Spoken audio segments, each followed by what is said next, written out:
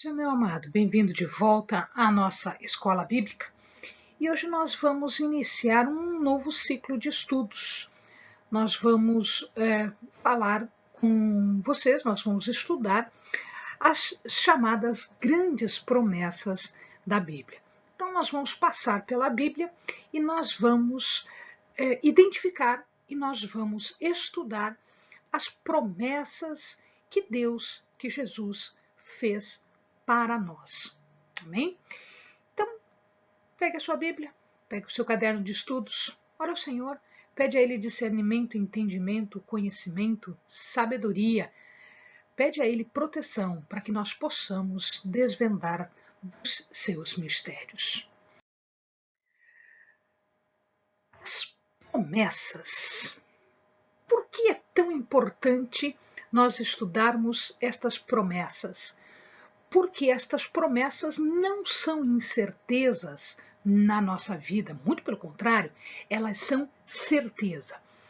Elas estão a identificar acontecimentos que vão ocorrer, que vão se dar na nossa vida.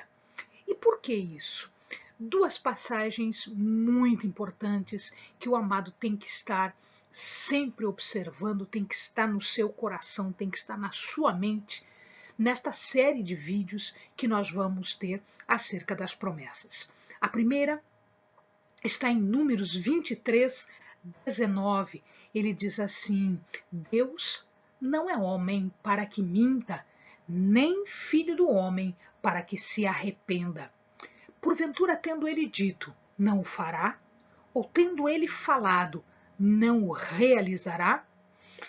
E a segunda passagem importante aqui para nós: aquele que é a glória de Israel não mente, nem se arrepende, pois não é homem para que se arrependa. Em outras palavras, meus amados, aquilo que nós identificamos como promessa na nossa vida, na vida dos santos do Senhor, são realizações. Elas só não aconteceram ainda, mas elas vão acontecer.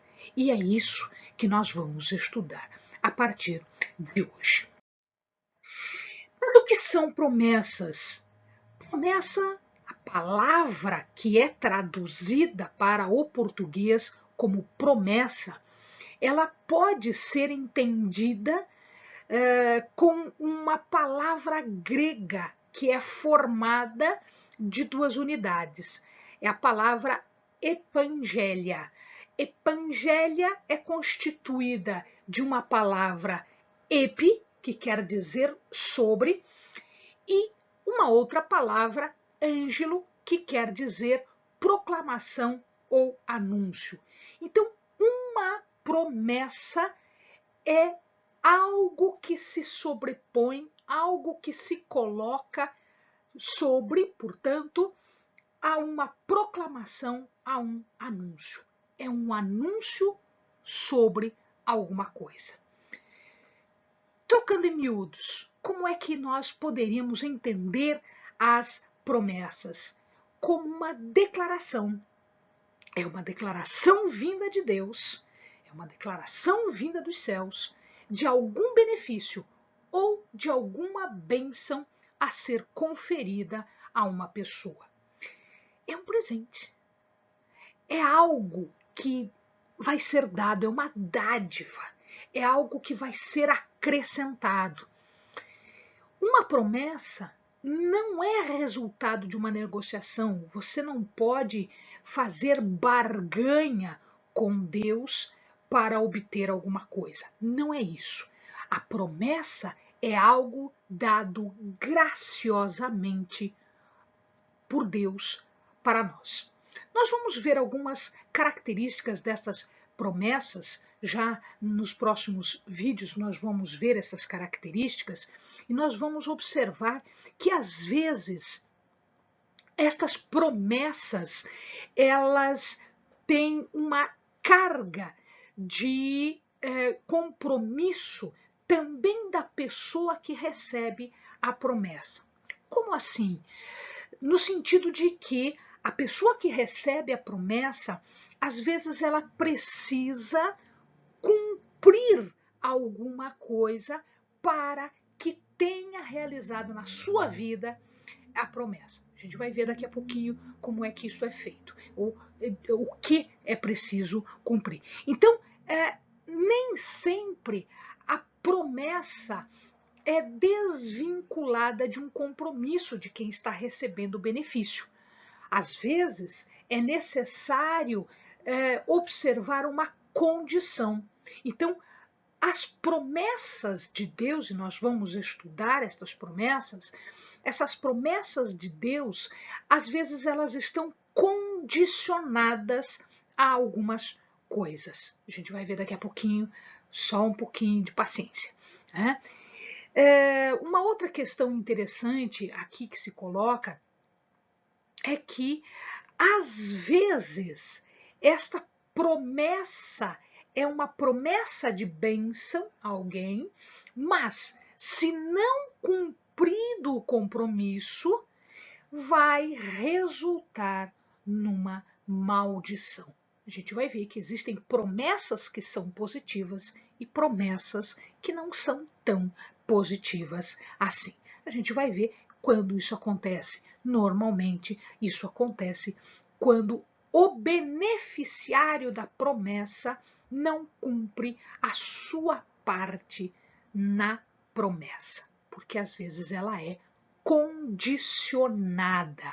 Às vezes ela é condicionada. Muito bem. Uma parte importante do estudo das promessas são as suas características. Então vejamos lá. Primeira questão que é importante que nós mencionemos aqui é que a promessa ela só é obrigatória, ela só se torna obrigatória a partir do momento em que ela é declarada.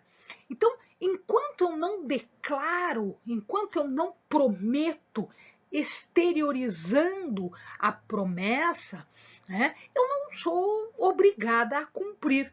A partir do momento em que eu exteriorizo isso, a partir do momento em que eu revelo isso, aí sim ela se torna obrigatória. Então, aquele que prometeu, ele fica obrigado a cumprir a sua palavra, aquilo que disse, a mensagem que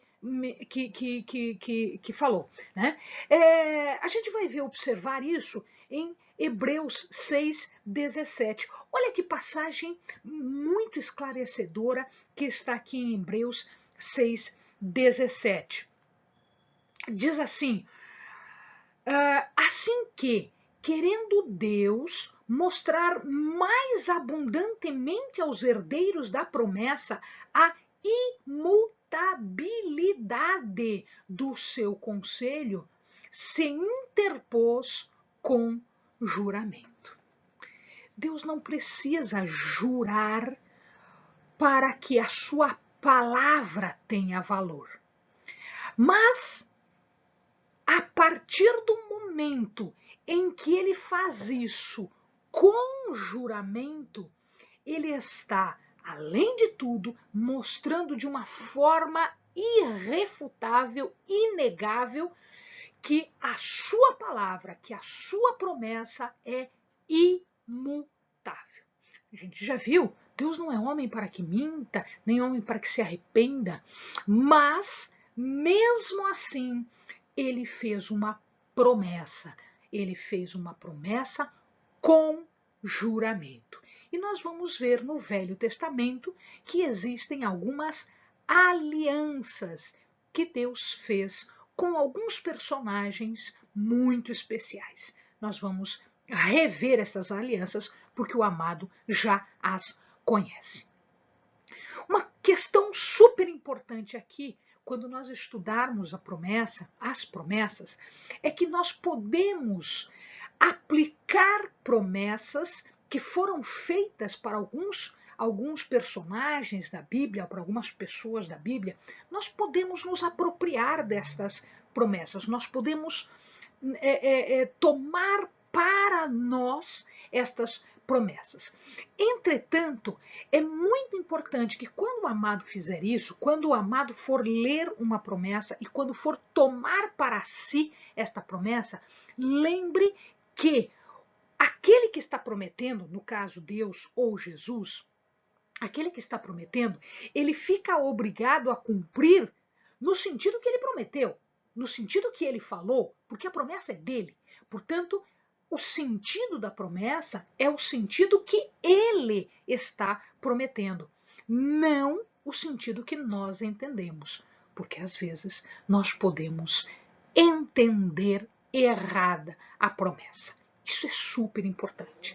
Então nós devemos levar em consideração, nós devemos entender a promessa no verdadeiro sentido da promessa. O que essa promessa quer dizer? O que essa promessa está trazendo para mim?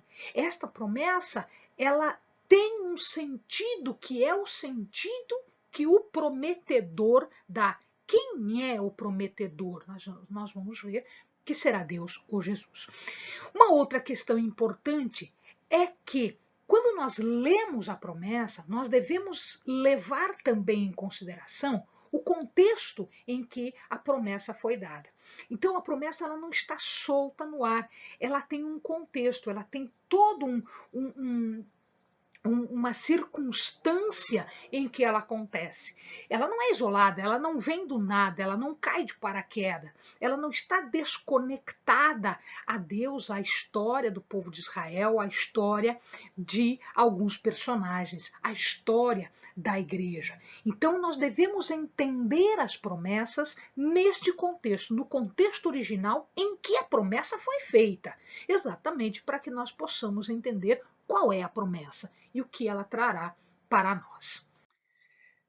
Uma outra questão é que toma muito cuidado, porque às vezes as pessoas interpretam as coisas de forma errada e elas explicam as coisas de forma errada. Toda promessa que é dada por Deus, ela nunca vai entrar em contradição, nunca vai desdizer aquilo que a palavra de Deus está trazendo para nós, mas ela também nunca estará em contradição com a natureza de Deus, com a natureza divina de quem está prometendo. Ela nunca vai entrar em contradição com a perfeição de Deus. Ela nunca vai entrar em contradição com a soberana vontade de Deus. Não é assim, né? Ela não acontece desta forma, ela acontece de acordo com a natureza de Deus, natureza divina de Deus, com a perfeição de Deus, com a soberania de Deus, com a santidade de Deus. Né? Sempre neste sentido. Todas as promessas, nós vamos observar, elas estão centradas ou em Deus ou em Jesus, porque estes são os que prometem, são os prometedores. Então você nunca vai ver uma promessa centrada numa outra pessoa, numa outra condição. Não, ela sempre está centrada ou em Deus ou em Jesus. Por que isto acontece? Porque eles são poderosos para realizar a promessa. Porque eles são o fundamento da nossa fé, da nossa esperança. Portanto, eles são o centro das promessas. Quem é fiador? Quem é garantidor? Quem vai realizar? Quem vai, ao final das contas, tornar realidade as promessas? Será sempre o próprio Deus. Por ele, por seu Filho Jesus ou pelo Espírito Santo, ou seja, por um da Trindade. Né? Então, Deus é o poderoso para realizar aquilo que Ele está prometendo na nossa vida, na vida das pessoas. E nós vamos ver isso de capa a capa da Bíblia. Ele promete, Ele realiza. Ele promete, Ele realiza. Porque Ele tem poder suficiente para isso. Ele é o único que tem poder para isso. Uma outra questão importante. Deus não faz, não realiza, não traz à realidade as promessas quando nós achamos conveniente. Não. O amado tem que lembrar que existe uma coisa chamada tempo. E os gregos entendiam muito bem a diferença de um tempo que se chama Cronos e um tempo que se chama Kairos. Para a tradução, para o português, Cronos é tempo. Para a tradução portuguesa, para o português, Kairos é tempo. Entretanto, existe uma diferença entre o tempo Cronos e o tempo Kairos. Por quê? A própria palavra de Deus diz que para Deus um dia é 1000 anos é um dia, ou seja, o nosso tempo, que é o Cronos, que é hoje, amanhã, hoje é dia tal, amanhã é dia tal, amanhã, depois da manhã, ou seja, 1 ano, 2 anos. Isso para nós, ele tem uma sequência. Este tempo que nós entendemos como tempo, como cronologia, porque ele vem de Cronos, né? Não é especificamente o tempo de Deus. Muitas das promessas, muitas das profecias de Deus, às vezes ele dá uma ideia diferente. Às vezes ele diz 1 tempo, 2 tempos, 3 tempos, meio tempo, né? Ou seja, o tempo de Deus, o kairos de Deus, não é este tempo que nós temos, esse cronos de 24 horas, de 7 dias na semana, de 28, 29, 30 ou 31 dias no mês, né? 12 meses no ano. Não é este. Porque kairos é o tempo perfeito. Kairos quer dizer o tempo apropriado. Então, quando Deus diz, espera um tempo, espera 2 tempos, espera 3 tempos, ele não está dizendo para você esperar 3 dias, não está dizendo para você esperar 3 semanas, 3 meses, 3 anos. Ele está dizendo para esperar o tempo adequado, o tempo apropriado, aquele tempo que é adequado à perfeita, soberana e santa vontade de Deus. É por isso que às vezes nós ficamos agitados, porque a promessa ainda não aconteceu. Mas ela não aconteceu porque o kairos ainda não se cumpriu. Nós estamos pensando em Cronos quando Deus opera em kairos. O tempo adequado, o tempo próprio, o tempo apropriado para que as coisas aconteçam.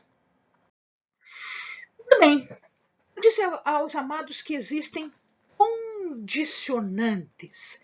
Que são essas condicionantes? Então, nós vamos observar que estas condicionantes são situações em que a promessa vai acontecer se nós observarmos essas condições, estas circunstâncias. Então, vejamos lá. A primeira passagem que nos interessa aqui, né, está a se referir, né, em Romanos 4, 13, está a se referir à fé, à paciência. A gente acabou de falar de kairos. Então veja lá, o que diz Romanos 4, 13? Romanos 4, 13 diz assim: a promessa de que havia de ser herdeiro do mundo não foi feita pela lei a Abrão ou a sua posteridade, mas pela justiça da fé. Ou seja, uma das condicionantes, uma das circunstâncias, das situações que Deus às vezes coloca para nós, para que a sua promessa aconteça, é que nós creiamos, é que nós acreditemos, é que nós tenhamos fé e tenhamos paciência para aguardar concretização, o fazer da promessa de Deus, né? Uma outra passagem que diz a mesma coisa está ali em Gálatas, Gálatas 3:14. Então veja lá, ele nos resgatou para que a bênção de Abraão chegasse aos gentios por Jesus e para que, pela fé, nós recebemos a promessa do Espírito Santo.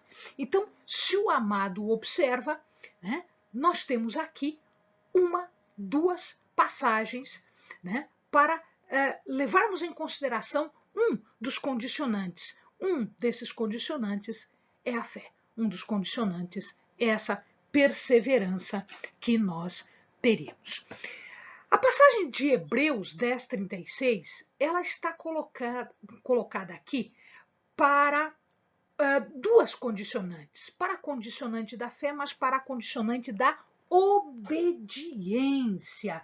Então, Hebreus 10:36. Necessitais de perseverança, que aqui tem o sentido de fé. Necessitais de perseverança para que, depois de haverdes feito a vontade de Deus, ou seja, obediência, alcanceis a promessa.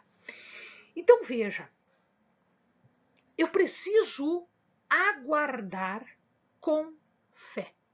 Eu preciso aguardar o kairos de Deus. Mesmo que, para mim, signifique muito tempo, né?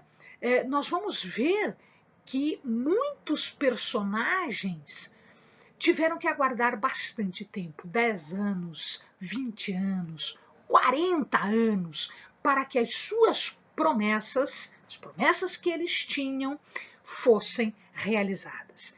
E durante esse tempo, eles persistiram na fé e durante esse tempo, eles obedeceram à vontade de Deus. E por isso, esta promessa se tornou realidade nas suas vidas.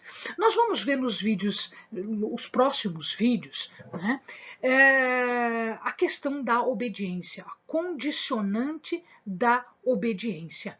Então, nós vamos ver em Êxodo, em Deuteronômio, em Números, ou seja, nos livros iniciais da Bíblia, do Pentateuco, nós vamos ver que a obediência era um ponto-chave para que as promessas se realizassem na vida daquele que acreditava, que cria em Deus, para que ele obtivesse, então, as bênçãos de Deus. Ele não precisava fazer outra coisa a não ser obedecer.